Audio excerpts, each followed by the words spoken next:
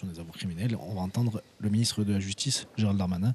Madame la présidente de l'Assemblée de Corse, Monsieur le président du Conseil exécutif, Mesdames et Messieurs les parlementaires, Monsieur le député européen, Monsieur le maire, Monsieur le président de l'Association des maires, Mesdames et Messieurs les élus, Monsieur le préfet, Madame la première présidente de la Cour d'appel, Monsieur le procureur général, Messieurs les présidents des chambres consulaires, Mesdames, Messieurs, en vos titres et qualités, Mesdames, Messieurs. C'est avec un profond respect et une grande attention que je m'adresse aujourd'hui à vous, devant votre Assemblée qui incarne la voix démocratique de nos compatriotes corses. Voilà 3 ans, le président de la République m'a confié la mission d'identifier les difficultés et les freins au développement de la Corse et de proposer les voies et les moyens de les surmonter. En somme, le président de la République m'a demandé de permettre à la Corse de s'orienter résolument vers l'avenir et peut-être, ce qu'il y a de plus important, de tourner une page de son histoire. Ensemble, au-delà de nos différences, de nos convictions, mais aussi sans doute de nos tempéraments, nous avons réussi à surmonter de nombreuses épreuves, de déjouer des Cassandres et de rétablir la confiance. Le long processus de Beauvau, à vocation historique, a débouché pour la première fois dans l'histoire française d'une écriture constitutionnelle que votre Assemblée a votée. C'était un moment très important. Je me rappelle aussi de la commémoration du 25e anniversaire de l'assassinat du préfet Erignac, qui marquera une étape majeure vers une société plus apaisée, au moins sur le plan politique. Nous avons ensemble obtenu l'accompagnement de l'État sur de nombreuses politiques publiques, comme les investissements très importants soutenus par le PTIC, comme aucun autre territoire de la République n'a d'aide en proportion de ses habitants. La confiance a donc été rétablie, elle est fragile et c'est un trésor. Je crois pouvoir dire ici qu'ensemble, nous avons défini une trajectoire audacieuse, celle prononcée pour la première fois d'une autonomie à la française qui conjugue la responsabilité des élus insulaires et celle d'un État moderne qui sait s'adapter aux contraintes d'un territoire en oubliant sa culture jacobine. Cette œuvre, nous l'avons initiée pendant plus de 4 ans, de ma part en qualité de ministre de l'Intérieur, et j'entends bien la poursuivre à la Chancellerie, ministre gardien de la Constitution et donc de ses modifications, et maître d'œuvre dans la lutte contre la criminalité organisée. Hier comme aujourd'hui, les Corses m'en sont témoins, je tiendrai rigoureusement ma parole, comme j'ai toujours eu à cœur de le faire, en homme du nord de la France, simple mais basique, qui ne prend pas de circonvolution et qui dit les mêmes choses à tous ses interlocuteurs. La Corse fait désormais pleinement partie de mon ADN politique et c'est avec un grand honneur que je me retrouve devant vous. Cette parole, je l'ai eue et je l'ai obtenue sur le rapprochement des détenus à la prison de Borgo, sans cesse refusé. Je l'ai eue et je l'ai obtenue sur la vérité de l'assassinat d'Ivan Colonna. Je l'ai eue et je l'ai dit sur les difficultés parfois importantes, même parfois relevant de la procrastination qui entoure les politiques publiques dont ont besoin les Corses. L'autonomie n'est pas la désertion de l'État. Au contraire, l'autonomie est le renforcement du rôle de l'État régalien sur ce qu'il sait faire de mieux, les services de police, la justice, la protection. Je sais que cette place de l'État est un souhait tout particulier du ministre Marcangel, du sénateur Panouz, du député Tchekoli, du député Lacombe et des groupes présidés par Mme Bozzi et par M. Mondoloni. Je partage totalement ce point de vue avec eux. C'est pour cela que j'avais décidé et obtenu plus d'une centaine d'enquêteurs supplémentaires en Corse, de la police et de la gendarmerie, et que je renforcerai, vous le verrez dans le discours, les moyens de la magistrature. L'exemple est souvent pris par le président Simeone, par le président Angelini, par le député Colombani, par le député Castellane, par le sénateur Parigi, des îles italiennes, monsieur le maire. Vous l'avez dit vous-même. Mais ces îles italiennes, qui ont une grande autonomie, ont aussi un grand rôle de l'État régalien, la présence très importante du représentant de l'État, des moyens de contrôle et, bien sûr, des moyens mis à disposition de la justice pour lutter contre la criminalité organisée. Avant de parler de l'avenir et de la lutte contre la mafia, qui, si rien n'est fait, peut en effet nécroser la Corse, il faut que nous continuions à établir notre lien de confiance dans le cadre du processus politique. Et c'est pourquoi, dans le cadre de ce processus, j'ai engagé à la demande du président de la République, dès mon premier jour à l'arrivée du ministère de la Justice, voilà 7 semaines, les travaux qui permettent de mettre fin au fichier judiciaire du terrorisme, appelé FIJET, né au lendemain des attaques islamistes du Bataclan.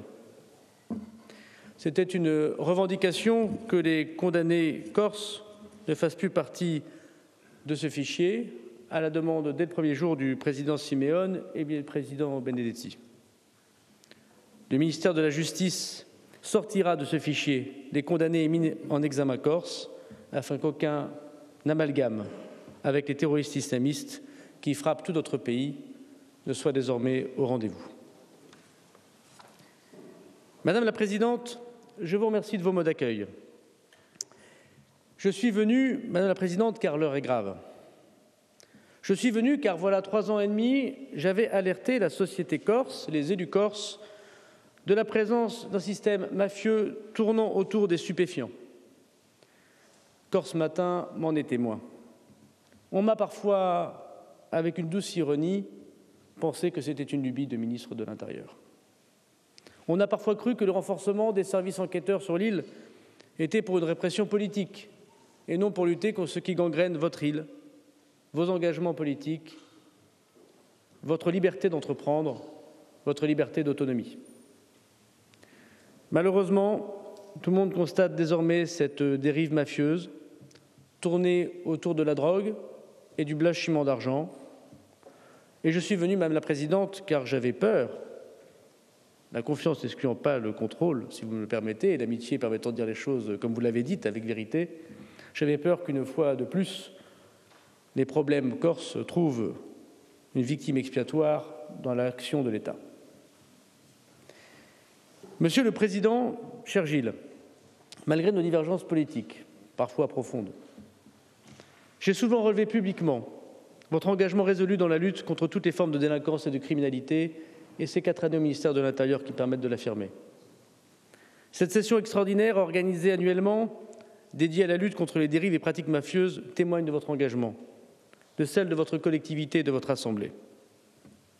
Qu'il me soit donc ici permis de saluer votre travail, qui a été accompli dans le cadre de cette réflexion sur les dérives mafieuses et dans la lutte extrêmement nécessaire contre la criminalité organisée.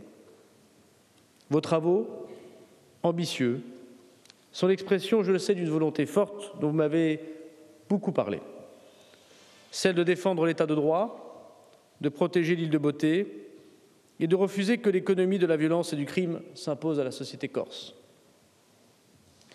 Votre rapport, Mesdames, Messieurs, détaillé et argumenté, pose avec justesse, je crois, les défis auxquels nous devons faire face ensemble. Il nomme les choses avec clarté, ce qui est, convenons-en, la première étape de toute action efficace.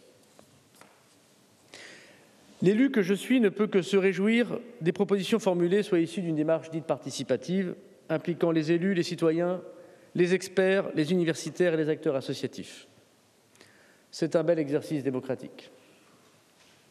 Vous avez su montrer que la criminalité organisée en Corse ne peut être appréhendée sous un angle unique. Elle est une menace à la fois judiciaire, économique, sociale, éducative, culturelle et, j'oserais dire, aussi internationale. Vous avez souligné avec force l'importance de la prévention, de l'éducation, l'écoute de la légalité, des interdits, de la mobilisation de la jeunesse, Madame la Présidente, et vous avez rappelé que ce combat est d'abord un combat de votre société, de la société. Comme vous, comme citoyen, comme père de famille, je ne suis absolument convaincu que la réponse ne peut être uniquement répressive. Elle doit être culturelle, parentale, sociale, éducative. Et c'est la raison pour laquelle je me félicite de voir l'Assemblée de Corse proposer des initiatives inspirées du modèle italien que je commence à bien connaître, un travail de terrain, d'éducation à la légalité, la réutilisation sociale des biens confisqués aux criminels, et je souhaite les soutenir au niveau interministériel pour l'ensemble des territoires de la République. Toutefois, mesdames et messieurs, si la culture et la prévention sont des armes essentielles, je suis ministre de la Justice et je me contente de mon champ ministériel. Elles doivent donc être accompagnées d'une action judiciaire et policière déterminée, structurée et implacable. Lors de mon discours commémorant la mort du préfet Rignac, j'avais dit « Les morts nous regardent ». Les morts de la criminalité organisée aussi nous regardent. Ils attendent de nous vérité, justice et action. Et c'est pourquoi nous devons aller plus loin et frapper beaucoup plus fort. Dès mon arrivée place Vendôme, à mon initiative, le gouvernement travaille à une réforme majeure pour renforcer notre arsenal contre les trafics de stupéfiants et contre la criminalité organisée, qui n'est plus seulement un problème de santé publique ou de tranquillité publique, mais de sécurité intérieure. Capable de déstabiliser des démocraties, nous l'avons vu en Italie, qui a payé un lourd tribut devant des magistrats, des enquêteurs, des avocats, des journalistes, des hommes politiques courageux, mais aussi, plus près de nous, plus près de moi peut-être, la Belgique ou les Pays-Bas, qui connaissent une déstabilisation de leur démocratie et de l'État, où les ministres ne sont plus libres de parler, où les journalistes sont assassinés, où les avocats sont parfois attaqués dans leur vie personnelle, où les élus locaux n'osent plus répondre à d'autres ordres que ceux de la mafia. C'est le cas aussi aux États-Unis d'Amérique, où la première cause de mortalité du pays est le fentanyl, cette drogue de synthèse qui pourrit et qui donne des overdoses jusqu'au bébé de 3 mois. Nous avons donc décidé de mener une révolution contre le crime organisé. Cette réforme dont le Parlement français est en ce moment en train de débattre, la semaine prochaine les parlementaires de l'Assemblée nationale seront en commission des lois, après avoir été votée à l'unanimité au Sénat, repose sur plusieurs piliers dont je veux ici présenter les principaux enjeux et qui ont un lien direct avec la criminalité en Corse. Trop d'assassinats, trop peu d'élucidation. D'abord, la création d'un parquet national anti-criminalité organisée, comme en Italie. Vous le savez, face au terrorisme, nous avons créé le parquet national antiterroriste.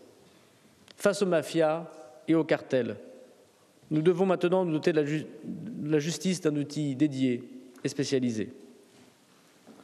Ce parquet national anti-criminalité organisée sera au 1er janvier de l'année prochaine. La structure d'élite, composée de magistrats spécialisés capables d'ordonner les enquêtes les plus complexes, de démanteler les réseaux, d'accélérer les procédures. Il travaillera en lien avec toutes les juridictions spécialisées et les services d'enquête les plus performants. Il a vocation évidemment à travailler sur les homicides et les grands trafics mafieux et stupéfiants ici en Corse. Les magistrats et les enquêteurs doivent avoir à leur disposition des outils pour frapper les organisations criminelles qui font de plus en plus de recherche et développement.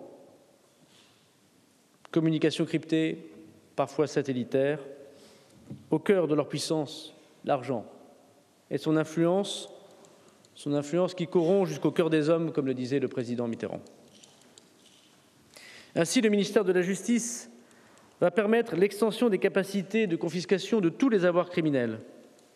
Comme l'Italie l'a montré, frapper des criminels au portefeuille est bien plus efficace encore que n'importe quelle peine de prison. Le sujet n'est pas le produit, mais le produit du produit. Celui qui va dans l'urbanisme, dans la lutte officiellement contre l'environnement, dans l'hôtellerie ou le tourisme, dans la vie économique classique où la liberté d'entreprendre n'est plus possible, parce que le système mafieux a tout pris.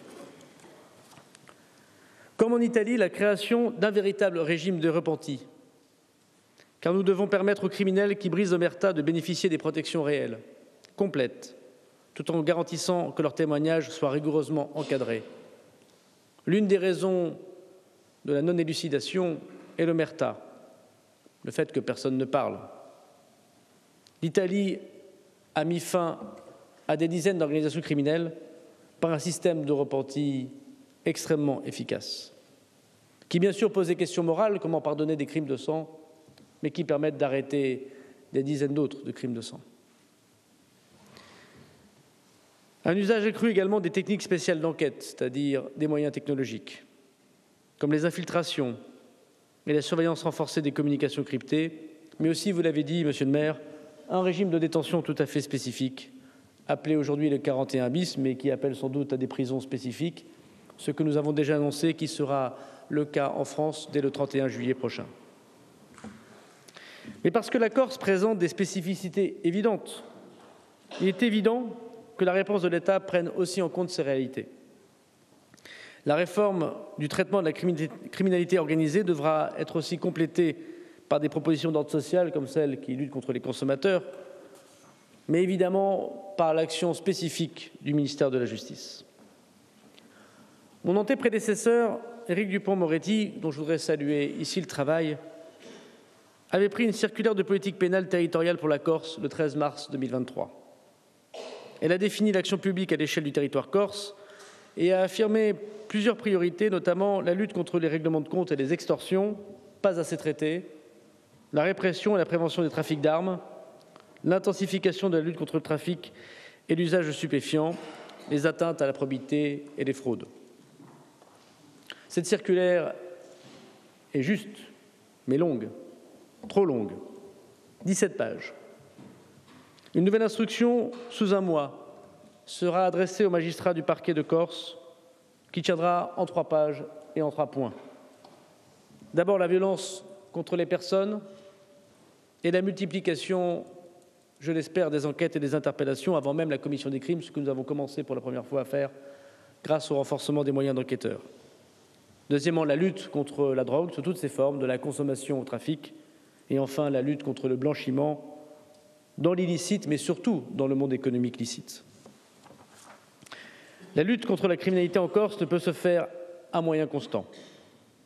Et c'est pourquoi j'annonce aujourd'hui le renfort de 50 personnels de justice supplémentaires d'ici 20 mois, 17 magistrats, 21 greffiers et 12 attachés de justice spécialisés. Cet engagement sans précédent permettra à la fois d'offrir aux Corses une justice de qualité, mais aussi de renforcer l'investissement incontestable des magistrats au sein des organes de concertation locale en lien avec les services enquêteurs. Enfin, parce qu'il est impératif de consacrer une capacité locale d'enquête et de jugement, je souhaite que la mission de préfiguration que j'ai demandée pour le parquet national anticriminalité organisée étudie également la création d'un pôle spécialisé de lutte contre la criminalité organisée basé en Corse, à Bastia, qui comprendra procureur et juge du siège. Ce pôle spécialisé, qui travaillera en lien étroit avec le parquet national, en lien étroit avec la GIRS de Marseille, qui sera également renforcée, sera un pôle spécialisé comme il n'en existe nulle part sur d'autres territoires de la République. Il regroupera des magistrats parmi les meilleurs, des enquêteurs de police judiciaire, des experts en crypto-monnaie, en criminalité financière, en services de renseignement. Son objectif sera clair, assurer la réponse rapide, efficace et résoudre tous les sujets d'extorsion qui posent des problèmes énormes aux élus et aux acteurs économiques. Je demande aux hauts magistrats de Corse d'entreprendre dès aujourd'hui les concertations avec les bâtonniers et l'ordre des avocats afin que cela se fasse avec la société du droit en Corse. Comme ministre de la Justice, je le dis, l'État n'a pas peur de juger en Corse. Et il va le démontrer par ce renforcement sans précédent des moyens de l'autorité judiciaire.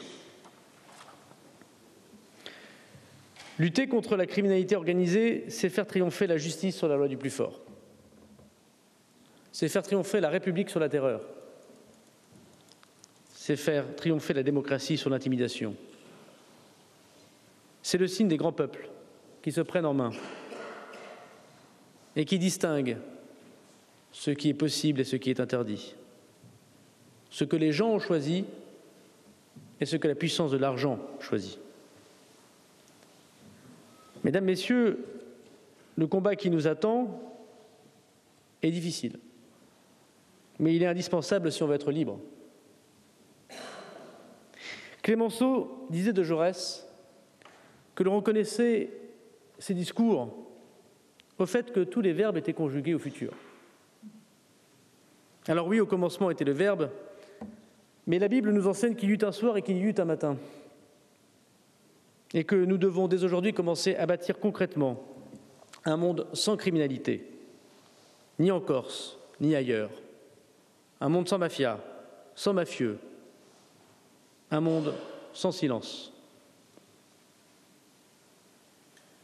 Dans les Mémoires d'espoir, le général de Gaulle termine par la phrase suivante: soyons fermes, purs et fidèles. Au bout de nos peines, il y a la plus grande gloire du monde, celle des hommes qui n'ont jamais cédé. Vive la Corse, vive la République et vive la France.